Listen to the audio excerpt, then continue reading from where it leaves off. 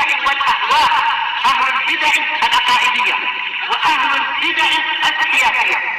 نقول بيننا وبينكم السلف، بيننا وبينكم الكتب، كان فيقول البدع بيننا وبينكم. Bismillahirrahmanirrahim. Qala al-Imam al-Bukhari rahimahullah al-babur rabi'a asyar, bab yang ke-14. Babu ghuslil mahid, yaitu mencuci bagian yang terkena haid. Kalau di sebagian cetakan ghuslil haid, masalah mandi haid, tak masalah, karena ini memang bagian dari mandi haid juga. Cuma yang dicetakan ini mudah-mudahan sama ya. Untuk tahqiq yang tahqiq Ibnu Hazm ini adalah ghuslil mahid, bagian haidnya itu dicuci. Baik. Dan hadisnya intinya sama dengan hadis sebelumnya, hadis Aisyah lagi, dari jalur yang hampir sama, Mansur dari ibunya dari Aisyah. Cuma sekarang Imam Bukhari mendatangkan riwayat lain dengan lafadz yang agak berlainan, ada beberapa kelainan, tapi intinya sama. Al-haditsul khamisah asyar ba'da salasimi'ah, 315. Haddatsana Muslim ibnu Ibrahim. Kalau di cetakan lain sekedar Muslim saja. Qala haddatsana Wuhaib. Qala haddatsana Mansur an ummih an Aisyah radhiyallahu anha anna imra'atan minal ansar qalat lin nabiyyi sallallahu alaihi wasallam. Ada seorang wanita dari Ansar berkata kepada Nabi sallallahu alaihi wasallam, kaifa aghtasilu minal mahid. Ya, ini riwayat ini, bagaimana saya mandi dari haid. Ini menguatkan riwayat yang lain, yaitu apa?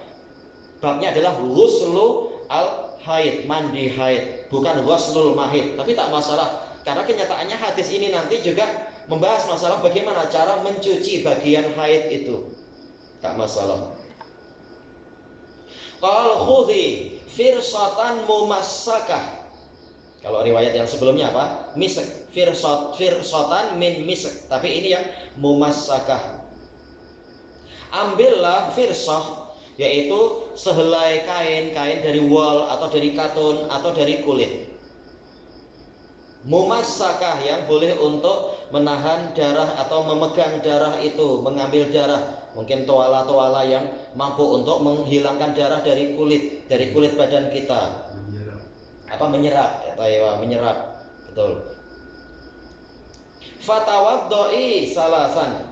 Kemudian berwuduklah 3 kali. Baik. Summa inna nabiyya sallallahu alaihi wasallam astahya. Kemudian sesungguhnya Nabi sallallahu alaihi wasallam malu. Fa'arada biwajhihi, kemudian beliau berpaling dengan wajahnya, ya wajahnya berpaling. Atau mungkin Nabi mengatakan tawaddoi biha, berwuduklah engkau dengan kain tadi atau apa tadi itu? Yaitu kulit tadi, kulit yang boleh untuk menyerap najis haid tadi. Fa'akhadtuha, kemudian saya menangkap tangan wanita itu. Fajabatuha, sama saja, jabat dengan jadab sama. Saya mengheret dia, saya menarik dia. Fa'akhbartuha, kemudian saya kabarkan kepadanya bima yuridun nabiyyu sallallahu alaihi wasallam, tentang apa yang diinginkan oleh Nabi sallallahu alaihi wasallam. Di sini Imam Bukhari meriwayatkan dari Muslim bin Ibrahim. Ini adalah Muslim bin Ibrahim al-Farahidi, Abu Amr al-Basri Siqah, guru dari Imam Abu Dawud dan yang lain-lain. Beliau termasuk rijal kutubus sittah, Muslim bin Ibrahim al-Farahidi. Qala haddatsana Wuhaib bin Khalid, beliau adalah Abu Bakar al-Basri Siqah juga. Yang di setelahnya ini sama, Mansur, tidak disebutkan kunyahnya, Mansur bin Sofiyah binti Syaibah al-Abdariyah, sering dinisbatkan kepada ibunya, tapi juga terkadang di sebagian riwayat dinisbatkan kepada bapaknya, yaitu Mansur bin Abdurrahman bin Tolhah al-Abdari. Dan beliau ini adalah dari kalangan tabi'in. Ada yang mengatakan sempat melihat Nabi, tapi tidak sampai mendengar riwayat dari Nabi. Ibunya adalah Sofiyah bintu Syaibah. Sofiyah dikatakan melihat Nabi, tapi tidak pernah mendengar hadis dari Nabi. Adapun ayahnya yaitu Syaibah memang sahabat Nabi, meninggal di sebagian peperangan. An Aisyah ma'ruf ya, Ummu Abdillah. Thayyib. Anna mar'atan minal ansar, bahwasanya seorang wanita dari Ansar telah kita lewati. Beliau ini adalah seperti dalam riwayat Muslim Asma bintu Syakal. Yang lain meriwayatkan Asma bintu Yazid ibn Sakan, tak masalah. Kata Al-Hafidz, boleh jadi Syakal ini sebagai lakop dari orang tuanya. Asma bintu Yazid ibn Sakan atau Asma bintu Syakal, dua-duanya betul, tidak masalah. Al-Ansariyah. Nah, dengan ini Aisyah memuji sebagaimana dalam riwayat yang lain, nikmatin nisaul ansar, sebaik-baik wanita adalah wanita Ansar. La yamna'uhunna alistihya'u min an yata'allamna din. Rasa malu mereka tidak menghalangi mereka dari belajar agama, sampai bertanya kepada perkara yang seperti ini, yaitu dia datang pada Nabi, ya obat dari ketidaktahuan adalah belajar. Kemudian berkata kepada Nabi, kaifa aghtasilu minal mahid, bagaimana cara saya mandi dari haid? Dohirnya karena ini mandi berarti mahid di sini adalah masdar mimi, yaitu dari haid. Dengan sebab saya sudah selesai dari haid, bagaimana cara mandinya?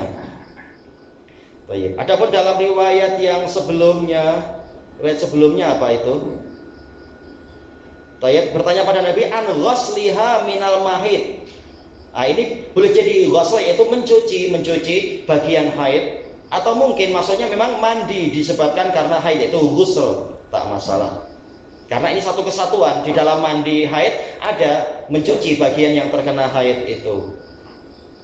Kata Al-Hafidz Ibnu Hajar, ini dalil tentang bolehnya bertanya tentang perkara yang penting walaupun perkara itu terasa malu untuk dibicarakan. Kata Al-Hafidz, dan juga menunjukkan boleh bertanya kepada lawan jenisnya, yang penting aman dari fitnah, menanyakan perkara yang sebenarnya malu untuk disebut-sebut. Menunjukkan boleh, yang penting aman dari fitnah.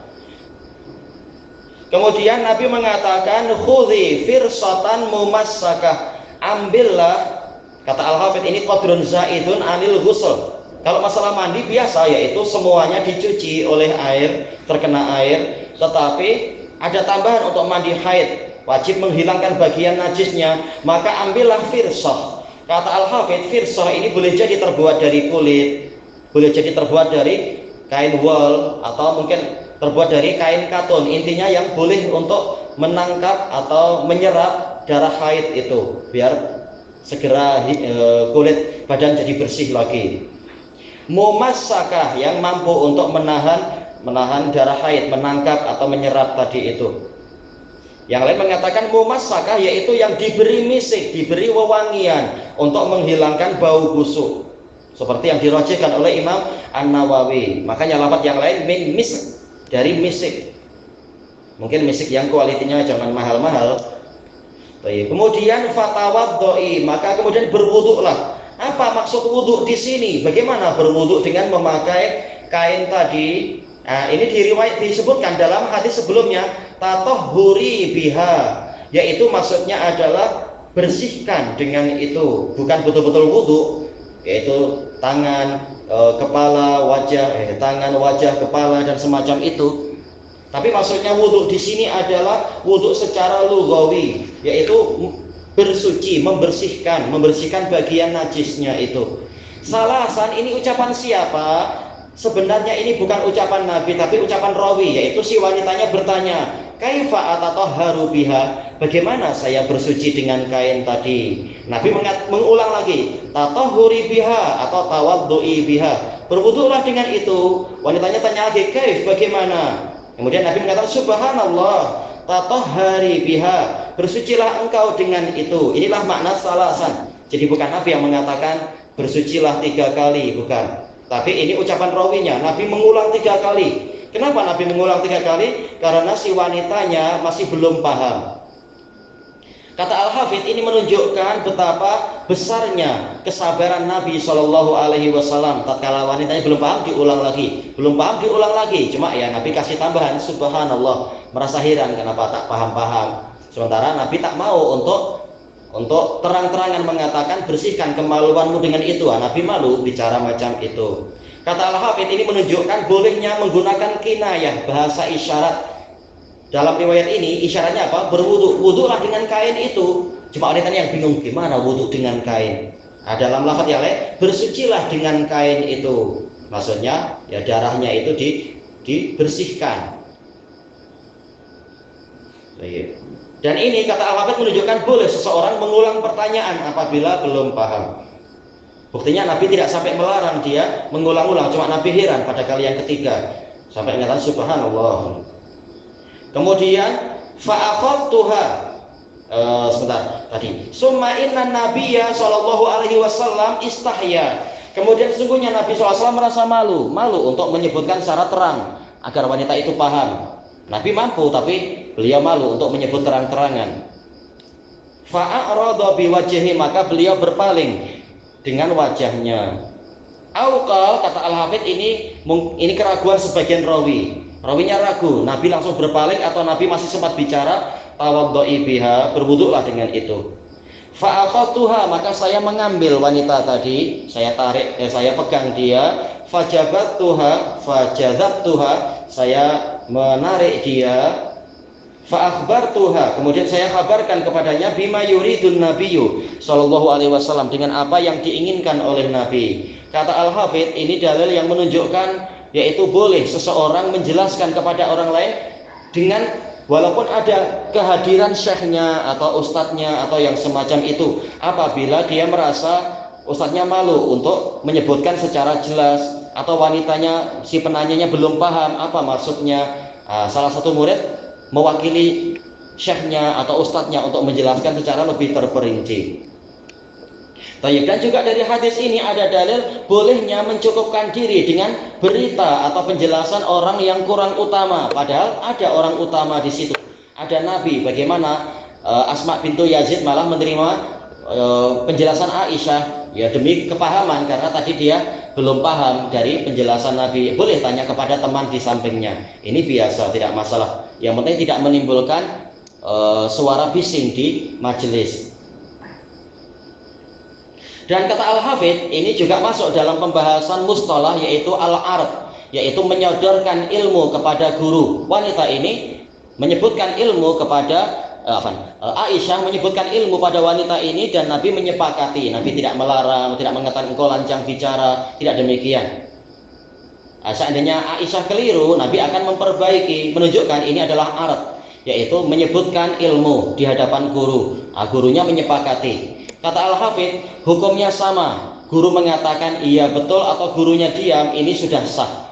Tidak wajib gurunya mengatakan qad qabiltu atau qad raditu. Tidak diwajibkan kalam-kalam macam itu. Kalau gurunya diam itu sudah cukup. Karena diamnya guru di tempat yang wajib untuk adanya penjelasan, ini menunjukkan memang dia menyepakati itu. Makanya kalau ada sebagian yaitu sebagian orang yang kurang utama mengatakan begini-begini, tahu-tahu orang yang memeriksanya malah membiarkan saja, tidak mengkritik, tidak menyalahkan. Ini berarti apa? Yang salah bukan si penulisnya, tapi yang memeriksanya, dipercaya memeriksa tapi kemudian dia tidak mengingkari dan sebagainya. Kalau itu adalah kesalahan, kenapa dia diam saja? Padahal dia sebagai pemeriksanya. Maka layak kalam tadi dinisbatkan pada dia menyepakati itu. Tidak seperti perkataan ahlul ahwa, ini cuma pendapat pribadi si penulis, si pemeriksanya tidak boleh diikut-ikutkan, dibabitkan. Ini salah besar. Ilahuna wallahu a'lam. Subhanakallahumma wa bihamdika la ilaha illa anta astaghfiruka wa atubu ilaik. Alhamdulillahirabbil alamin. Jazakumullahu khairan.